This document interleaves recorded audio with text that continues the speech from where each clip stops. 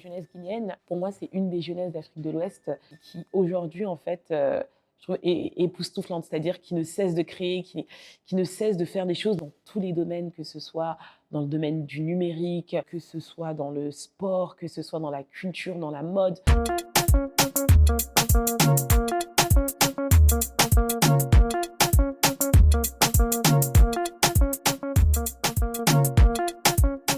Ayant grandi en France, mon attache vis-à-vis de la Guinée s'est mis en place déjà à travers mes parents. Mes parents, en fait, comme la plupart, je dirais, des parents issus de l'immigration, ils ont toujours eu cette idée, en fait, du retour au pays. À la maison, on parlait, par exemple, notre langue locale, qui est le diarinké. Ma mère, elle nous préparait les plats guinéens. Donc, en fait, on a grandi à la maison avec la culture guinéenne et à l'extérieur, c'était avec la culture française. Il faut savoir qu'en Guinée, on va dire que j'y suis allée à l'âge de 1 an. J'ai vécu 2 ans là-bas et après, ma mère est venue me chercher pour me ramener en France avec mes frères et sœurs. J'y suis retournée qu'à l'âge de 17 ans et là, c'était en famille. Et quand on dit vacances familiales en Guinée, bah, ça veut dire rester avec la famille. On visite pas vraiment le pays ni rien. Donc moi, ça me laissait un peu de frustration vis-à-vis de ça parce que je suis quelqu'un qui aime beaucoup voyager, qui aime beaucoup découvrir les choses. Et donc, mon premier voyage en solo, ça a été après le virus Ebola en Guinée, donc en fin 2015, en décembre 2015. Je devais faire un stage au ministère de l'Administration et de la Décentralisation en Guinée. En fait, c'était un prétexte pour moi d'aller en Guinée toute seule et de pouvoir faire ce que je voulais, donc visiter le pays, rencontrer les jeunes, etc. Je partais vraiment avec cette idée-là, d'autant plus que j'avais fait un échange universitaire au Canada et je réalisais en fait un documentaire sur la diaspora africaine dans le monde. Et souvent, quand je me présentais et que je disais que je venais de la Guinée, déjà les gens avaient du mal à situer la Guinée sur la carte de l'Afrique. Où souvent on me disait ah la Guinée Ebola parce que la Guinée était très médiatisée à ce moment-là, mais malheureusement pas pour les bonnes raisons, c'était pour Ebola. Et du coup j'avais un peu cette frustration, je disais mais en fait la Guinée c'est pas, ça se résume pas à Ebola. La Guinée c'est un très beau pays, il y a plein de choses à faire, il y a plein de choses à voir. Et j'étais partie avec cette idée-là en fait en 2015 en Guinée, c'était de faire découvrir la Guinée au monde entier. Donc je débarque à Conakry, je suis hyper contente, je vais chez mes tantes, etc. Et c'est là que va débuter en fait l'aventure Welcome to Conakry. L'aventure Welcome to Conakry, ça m'a beaucoup apporté. Déjà, une des premières choses, c'est que lorsque j'ai lancé la vidéo sur les réseaux sociaux en janvier 2016, donc c'était vraiment une courte vidéo de 2 petites minutes. C'était comme un micro-trottoir. J'allais dans la rue, je demandais aux gens de dire Welcome to Conakry, aux policiers, à la vendeuse de rue, vraiment à tout le monde. Et ça a fait un énorme buzz sur les réseaux sociaux. Et grâce à ce buzz-là, j'ai été approchée par les autorités guinéennes, notamment le consul de la Guinée à Los Angeles, le ministre de la Culture, etc. Et j'ai reçu une invitation pour participer à un événement, à la célébration en fait de la nomination de Conakry comme capitale mondiale du livre par l'UNESCO, donc à UCLA à Los Angeles. Et j'y suis allée en février 2016 et là j'ai rencontré le ministre de la Culture, qui était à cette époque Siaka Barry, et le commissaire général de Conakry, capitale mondiale du livre. Et en fait, je leur ai présenté un peu ce que je faisais, ce que je voulais faire, donc faire la promotion de la ville de Conakry à l'international, etc. Et ils ont trouvé mon idée hyper bonne, ils ont trouvé la vidéo aussi très intéressante et m'ont proposé de travailler avec eux sur le projet Conakry, capitale mondiale du livre. Et c'est ainsi qu'on m'a nommée vice-commissaire en charge de la communication de Conakry, capitale mondiale du livre. Donc moi, j'étais à ma dernière année de licence à la fac, donc je faisais une licence en histoire. Et du coup, après ma licence, j'ai eu l'idée de faire une année de césure pour aller en Guinée. Je devais non seulement travailler comme vice-commissaire avec le commissariat général de Conakry, capitale mondiale du livre, mais je voulais aussi réaliser en fait ma série documentaire Welcome to Conakry, parce que là j'avais mûri l'idée que je voulais aller plus loin que la première fois. Je voulais réaliser une série d'épisodes qui allait présenter la ville de Conakry et qui allait aussi mettre en avant les jeunes et qui allait mettre en avant aussi tout le dynamisme qu'il y avait dans cette ville. Je voulais en quelque sorte raconter le Conakry de 2016, parce que pour moi c'était très important. C'est une forme de nation branding, c'est-à-dire promouvoir la marque du pays pour attirer les investisseurs, pour attirer les touristes, les visiteurs, et donc promouvoir en fait la Guinée au monde entier. Après la réalisation de Welcome to Conakry, on a fait des projections en fait de rue dans les 5 communes de la ville. On a travaillé conjointement avec l'Organisation internationale pour les migrations, on a travaillé conjointement avec l'Union européenne aussi pour mettre en place ces projections de rue en fait à Conakry. Et l'idée, c'était vraiment de les mettre au sein des quartiers populaires. Donc, par exemple, à Bonfils, par exemple, à Dixine Terrace. Et c'était hyper intéressant parce qu'on faisait sortir les gens de leur quartier, on mettait les chaises et on faisait des projections en pleine nuit. Et l'ambiance qu'il y avait, c'était juste incroyable. Moi, mon objectif, c'était pas que de montrer les jolis quartiers ou de montrer que les grands hôtels, etc. Mais c'était d'aller en fait au cœur des choses, d'aller voir vraiment les locaux, la population locale, les choses qu'on faisait localement en fait et qui rendaient Conakry unique comme elle l'est. Je pense que déjà la personne qui a amené en fait à faire en sorte que Conakry devienne la capitale mondiale du livre, je dirais que c'est une personne hyper courageuse. Santi Gaba, je pense qu'il va se reconnaître. C'est un travail colossal qui a été fait. Conakry, capitale mondiale du livre, ça s'est pas fait en une année. Je pense que c'est le travail de 10 ans en fait. C'est-à-dire chaque année avec le salon du livre de Conakry, on a réussi en fait, enfin l'équipe en tout cas a réussi à créer un véritable engouement autour du livre en Guinée. Et l'idée, c'était vraiment de promouvoir en fait la lecture et l'alphabétisation en Guinée. Et aujourd'hui, on remarque qu'il y a de plus en plus de points de lecture à Conakry. Il y en a une dizaine, plus d'une dizaine en tout cas, qui se sont créés après Conakry, capitale mondiale du livre. On voit aussi des bouquinistes à Conakry, ce qui n'existait pas en fait. Enfin, ça existait, mais ils n'étaient pas forcément hyper structurés avant Conakry, capitale mondiale du livre. Donc on voit que ça a eu un impact en tout cas autour de l'accès en fait au livre en Guinée. Le livre est plus accessible qu'il n'était il y a 5 ans ou 10 ans, quoi. Et encore, c'est pas fini puisque l'objectif après de l'équipe Conakry, capitale mondiale du livre, c'est de faire de Conakry, la capitale africaine du livre. Et je pense que c'est un très beau projet. Et j'encourage vraiment toute l'équipe derrière Santi à continuer en fait justement dans ce sens-là. Pendant mon retour, on va dire mon semi-retour au pays en Guinée, j'ai été aussi responsable de la première salle de cinéma du groupe Vivendi, donc le Canal Olympia qui se trouve dans la Blue Zone de Kaloum. C'était hyper intéressant et puis c'était, on va dire, une expérience assez enrichissante parce que je devais gérer en fait une équipe de 6 personnes et puis gérer toute la salle de cinéma, la programmation, la communication et puis développer l'activité commerciale aussi du cinéma. Et c'était c'était un gros challenge parce que des cinémas, il y en a eu en Guinée, mais en fait, ils ont tous fermé progressivement. Et du coup, il fallait relancer en fait chez les Guinéens l'habitude d'aller au cinéma. Ce qui n'était pas chose facile parce que être enfermé dans une salle, les gens n'ont plus eu l'habitude. La génération de nos parents, eux, ils connaissaient en fait ces cinémas-là parce qu'avant ça existait et c'était très à la mode. Les jeunes appréciaient y aller. Et je pense qu'on a quand même réussi, mon équipe et moi, en tout cas, à amorcer cette habitude-là chez les Conacrica à aller au cinéma parce que actuellement, je vois que ça cartonne. Et j'en suis très, très honorée parce que j'aime aussi travailler dans tout ce qui est audiovisuel. Donc, j'espère qu'après, il y aura de plus en plus de réalisateurs guinéens et que par la suite, ils iront voir justement les films réalisés par des Guinéens au cinéma, à Canal Olympia ou dans d'autres cinémas. J'ai fait 2 ans et demi, 3 ans en Guinée. J'ai pas mal voyagé parce que je voulais découvrir toute la Guinée, mais malheureusement, il me manque encore 2 régions à faire, donc la Haute-Guinée et la Guinée forestière. Sinon, j'ai pas mal sillonné la Basse-Guinée et la Moyenne-Guinée. Et un des voyages qui m'a le plus marqué, c'est mon voyage au Fouta. J'ai fait un road trip en fait dans tout le Fouta. Je voulais absolument voir le Fouta Djallon avec mes amis et mon conjoint actuel. Voilà, on a pris nos sacs à dos, on a pris les taxis brousse et on est allé visiter le Fouta. Donc on est passé par Mamou, Labé, on a fini à Mali Mbéré parce que je voulais absolument voir la Dame du Mali.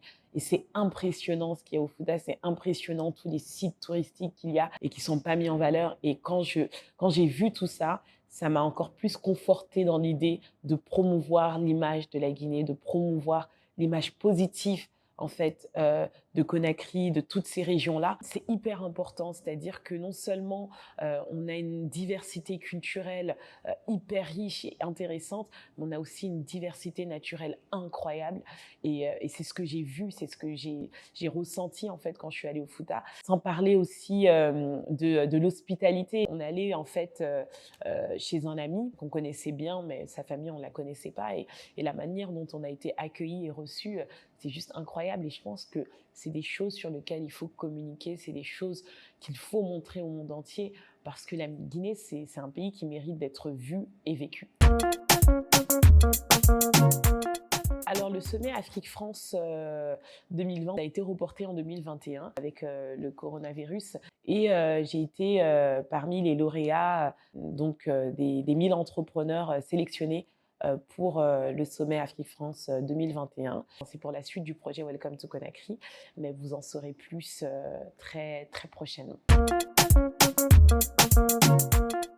Oui, la Guinée n'attire pas de l'extérieur, mais elle retient de l'intérieur. Cette phrase, je l'ai entendue en fait à Conakry. Je ne sais plus qui l'a dit, mais en tout cas, je l'ai adoptée. Je l'ai adoptée cette phrase parce que quand on se présente ou quand on me voit, par exemple, souvent, on peut me citer mais tous les pays d'Afrique de l'Ouest, mais vraiment tout, hein. Et on oublie la Guinée. Donc après, je dis bah en fait, je viens de la Guinée. Les gens, ils n'y pensent pas forcément à la Guinée. Et la Guinée, il faut le dire, c'est quand même un des 25 pays au monde les moins visités au monde. C'est pas un pays auquel on pense tout de suite en fait à aller visiter. C'est pas un pays qui va forcément attirer, comme je le dis, de l'extérieur. Mais c'est un pays, une fois quand on y est, bah, elle te retient en fait. Il y a une personne aussi qui m'a beaucoup marquée. C'est un Antillais qui vit en Guinée depuis une dizaine, une vingtaine d'années. Et il est venu un peu par hasard en Guinée. Et puis ça fait 20 ans qu'il est pas reparti. Je dis mais pourquoi t'es pas reparti? Bah je sais pas. La Guinée, ça me retient. Et la Guinée, c'est un pays qui est hyper attachant, en fait. C'est un pays authentique. C'est-à-dire que c'est un pays qui n'est pas hyper développé comme d'autres pays d'Afrique de l'Ouest, mais qui garde en fait son authenticité. Et je pense que c'est cette authenticité qui retient en fait les gens en Guinée. Je pense que il y a quelque chose de très important en fait quand on fait son retour au pays. Moi, j'y suis allée en fait à 22 ans. J'étais hyper jeune, j'avais beaucoup de fougue, de l'audace, peut-être un peu d'immaturité aussi, et peut-être aussi cette impression qu'on a quand on vient de la diaspora de vouloir aider, de vouloir sauver en fait en quelque sorte le pays, de se sentir pas indispensable, mais de dire bah on est là pour aider, et au final on se rend compte que c'est le pays au final qui nous aide nous. Et je pense que j'y suis allée avec une véritable envie de faire changer les choses, et j'ai toujours cette envie-là, mais on fait face à beaucoup d'obstacles. C'est pas si simple que ça de tout quitter, de retourner dans son pays en ayant vraiment cette impression d'être guinéen. Quand j'y suis allée, je me disais, bah, je suis guinéenne, donc je retourne dans mon pays. Mais au final, je me suis rendu compte qu'en Guinée, j'étais plus française qu'autre chose, et qu'on me considérait aussi comme une Française et pas forcément une Guinéenne. On m'appelait même la fautée Guinée. C'était aussi difficile parfois à s'intégrer en fait dans le pays. Et je pense que j'ai eu envie, un bout d'un moment, de faire une pause, de faire un break. Je dirais que j'étais vachement dans plusieurs activités. J'avais besoin d'un break, j'avais besoin de retourner aussi en France. J'avais besoin de prendre un peu de recul sur tout ça, et j'avais besoin de mieux revenir. Et je pense qu'actuellement, avec tout ce que j'ai acquis, avec aussi cette maturité et ce recul que j'ai eu, je viendrai mieux, en quelque sorte, en Guinée, mieux préparée, je dirais. Welcome to Conakry, c'est pas fini. Il y avait la série documentaire, mais notre objectif aussi, c'était de réaliser un city guide pour la ville de Conakry, pour faciliter aux visiteurs, aux touristes, à la diaspora, aux locaux, et bien d'avoir accès en fait aux différentes activités, aux différents loisirs en fait à la ville de Conakry, ce qui n'est pas forcément hyper accessible en fait quand on y est, parce qu'il faut connaître un tel qui connaît un tel qui va nous emmener aux îles, ou qui va nous faire traverser, ou qui va... Donc là, voilà, c'était pour simplifier un peu le tout et avoir un véritable guide qui va informer, mais aussi permettre aux personnes de réserver leurs activités touristiques et loisirs. Donc, restez à l'écoute, parce que Welcome to Conakry, c'est pas terminé. Et au-delà de ça, j'ai aussi des projets perso d'entrepreneuse. Donc, j'adore l'entrepreneuriat, et je pense que l'entrepreneuriat en Afrique, c'est ce qui peut aider, c'est ce qui va aussi développer l'économie, la croissance économique, je dirais l'implication de la diaspora dans ce développement économique du continent est hyper important. Je ne dirais pas que c'est que la diaspora africaine qui peut faire changer les choses ou aider le pays en fait à se développer, etc. Je pense qu'il y a réellement besoin d'avoir une collaboration étroite entre la diaspora et la population locale, parce que la population locale a énormément de choses à nous apprendre et nous avons aussi énormément de choses à leur apprendre. Quand on vient de la diaspora et qu'on souhaite mettre en place un projet en Guinée, c'est pas si simple que ça, parce qu'on vient avec un regard différent, on vient avec un regard européocentré, on ne connaît pas forcément toutes les réalités du terrain, donc parfois on se heurte à des difficultés, à des problématiques qu'on ne connaît pas, et c'est pour ça qu'il est hyper important de travailler en étroite collaboration avec la population locale, avec la jeunesse qui a autant de choses à nous apprendre et qui est aujourd'hui hyper dynamique. La jeunesse guinéenne, pour moi, c'est une des jeunesses d'Afrique de l'Ouest qui aujourd'hui, en fait, je trouve, est époustouflante, c'est-à-dire qui ne cesse de créer, qui ne cesse de faire des choses dans tous les domaines, que ce soit dans le domaine du numérique, que ce soit dans le sport, que ce soit dans la culture, dans la mode. Les Guinéens, mais ils œuvrent de partout et je pense qu'il faut vraiment soutenir en fait l'entrepreneuriat de ces jeunes-là. En fait, le continent africain, déjà, est le grand champion du monde de l'entrepreneuriat au féminin. Il y a énormément de femmes qui entreprennent en Afrique et notamment en Guinée. Je ne sais pas si elles sont plus nombreuses, mais en tout cas, il y a un pourcentage de femmes qui entreprennent qui est assez important. Et ce qui est intéressant, c'est aussi les retombées et l'impact de l'entrepreneuriat féminin sur le développement économique. Au niveau du financement, c'est un peu plus compliqué pour les femmes d'obtenir des financements, notamment parce qu'elles ont souvent un manque de compétences dans la gestion d'une entreprise parfois, qui fait qu'elles vont avoir moins de chances d'obtenir des financements qu'un homme. Après, pour les femmes de la diaspora, elles ont souvent une certaine éducation quand elles viennent au pays, mais on va être confronté, par exemple, au sexisme. On va être confronté, je ne dirais pas à des violences sexuelles ni rien, mais parfois à du harcèlement. C'est-à-dire que généralement, les personnes qui sont haut placées dans le gouvernement ou qui sont haut placées dans certaines structures, ce sont malheureusement encore des hommes, bien qu'il y ait de plus en plus de femmes, mais ce sont des hommes. Et parfois, pour avoir accès à une certaine personne ou pour développer notre projet, etc., on peut être confronté à des propos ou à des comportements chez certains hommes qui sont assez choquants. Et il y a énormément de femmes aujourd'hui qui essaient de se battre et qui essayent d'aller à l'encontre en fait de ces actes-là. Et on est nombreuses, mais je pense qu'il faut vraiment que l'État s'y penche. Ah, c'est Conakry qui me manque, moi.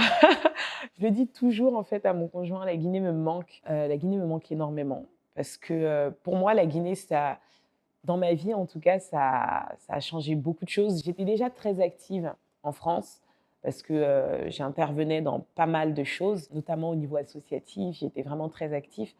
En fait, la Guinée, pour moi, ça a vraiment été le pays de tous les possibles. C'est-à-dire tout ce que j'avais envie de réaliser, je l'ai fait en Guinée. Je rêvais de réaliser une série documentaire. Je rêvais de voir en fait cette série documentaire présentée dans les différents quartiers de Conakry. Je rêvais de voir en fait les affiches de Welcome to Conakry dans toute la ville, dans tous les panneaux d'affichage. Je rêvais d'accompagner les jeunes dans l'entrepreneuriat. Je rêvais de lutter contre la migration irrégulière. Je rêvais d'impacter les choses. Et je pense qu'avec avec Conakry, avec mon expérience, j'ai réussi à avoir tout ce dont je voulais. Et bien plus encore. Et j'ai encore envie de réaliser les choses. Donc pour moi, en fait, ce qui me manque, c'est vraiment cette idée de me lever en fait chaque matin et me dire tiens, je vais changer ça. Tiens, je vais réaliser ça. C'est ce que je vais bientôt combler parce que j'ai l'intention d'y retourner. Mais comme je le dis, bien préparé. Moi, j'aimerais adresser un message très positif parce que j'ai vu cette jeunesse guinéenne qui, pour moi, est juste incroyable. La jeunesse guinéenne, c'est une jeunesse qui est vibrante, c'est une jeunesse qui est pleine d'idées, c'est une jeunesse ingénieuse, c'est une jeunesse qui aime créer. Et j'aimerais encourager cette jeunesse à continuer de faire ce qu'elle fait et plus encore, à continuer à nous inspirer, à continuer à se battre, à continuer à croire en la Guinée. Parce qu'aujourd'hui, on a beaucoup de jeunes qui malheureusement traversent la Guinée en espérant que l'Eldorado se trouve en Europe. J'aimerais qu'elle comprenne que l'Eldorado, c'est chez nous et c'est à nous de le créer. Et aujourd'hui, c'est ce qui est en train de se passer.